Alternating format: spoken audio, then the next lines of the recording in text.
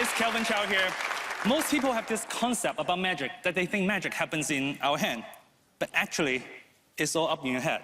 All magicians are doing is help you imagine the magic. Let me demonstrate.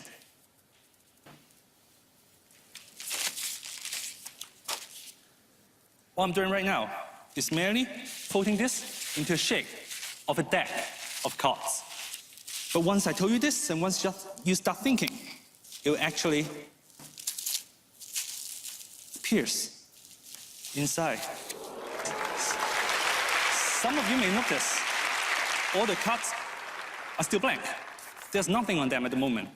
And I need someone to help me out. Mr. Penn, would you mind?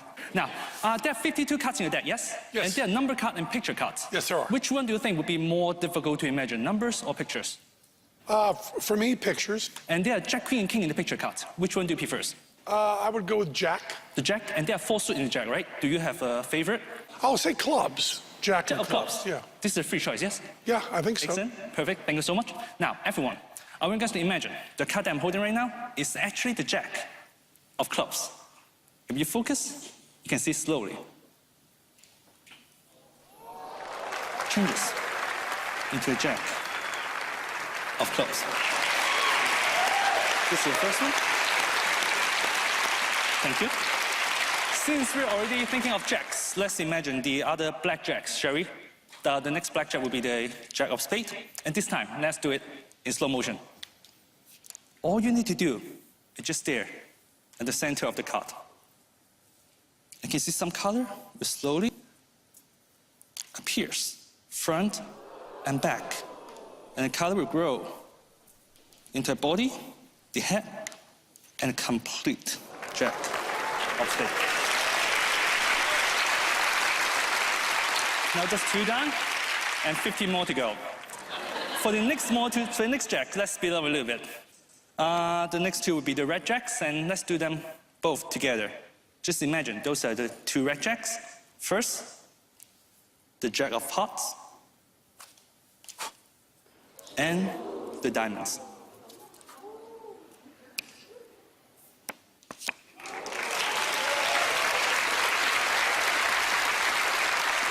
Now, everyone, please, I want you to think of a card that you like. Imagine the card you're thinking of is somewhere in this pack.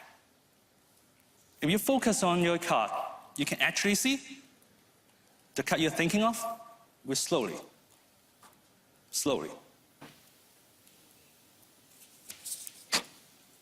appears. Not just 1, not just 2, but every single one of them. Thank you. Now, we have a deck of cards made with our imagination. There's actually quite a few special things you can do with this. And let's try this with the Ace of Diamonds here. And also brought here with me some special stickers that can help us with the imagination game. To use those stickers is really simple. All you need to do is just tape it on the Ace of Diamonds like this. Because of the design of the stickers, it actually creates a very special optical illusion. Because it looks like the back of the card, right? The stickers. Once it's placed on top of the deck, it looks like there's a hole on the Ace of Diamonds, right? But because this is an imaginary deck, once you think it's a reality, it becomes the reality. And now, let's try this one more time. If you have a good imagination, you don't even need to use the stickers. And let's try this with the 6 of clubs here. Just imagine the 6 of clubs as a whole, like the Ace of Diamonds. Just by merely thinking about it would be enough to change the reality.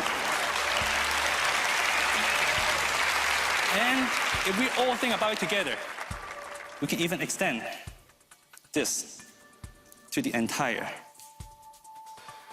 pack.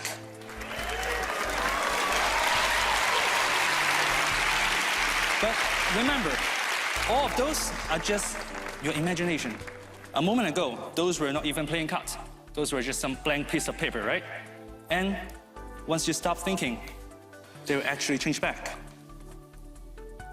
to blank. Not just 1, not just 2, but every single one of them will go back to blank. Except for one, and only one. The ace of diamonds on the table. But just like the other, this is nothing but your imagination. So if you stop thinking about it, you can actually see the ace of diamonds slowly.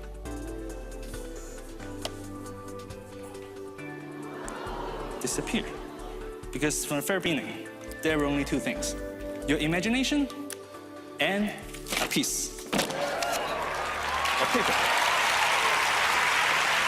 Calvin Chow! Thank you. That was incredible. I'm so impressed. Thank you. How long have you been doing too. magic? Good. You should be. Yes. Only a long time, about like 10 plus years. I lose count. Do you perform in Hong Kong? A little bit. I'm not a professional, but sometimes I do get to do shows in Hong Kong. Really? I feel like this will help you, right? Yes, certainly. Certainly it would. Yeah. Thank you, everyone. And so what else do you do? That's the problem with most magicians. We don't do much else besides magic. Well, they're writing a lot. They're not talking to each other. They're just writing.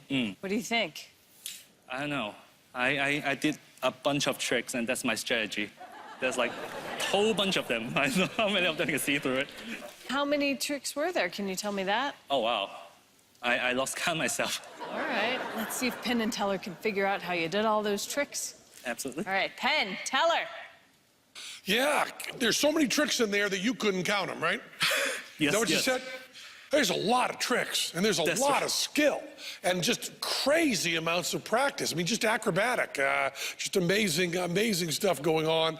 And also, I love the fact that there's a plot other than find a card. You know, there's nothing more powerful than just telling someone to name a card and then being able to do miracles with that. Because if you really had magical powers, you wouldn't say pick a card to get one, you'd say name one.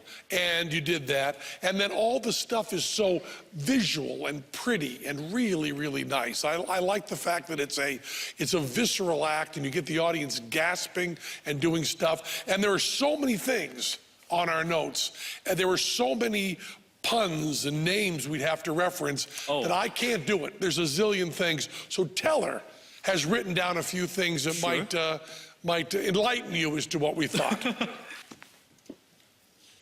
Oh, wow. That's just Teller writing out that he's offering him money if he backs down. Pretty much it.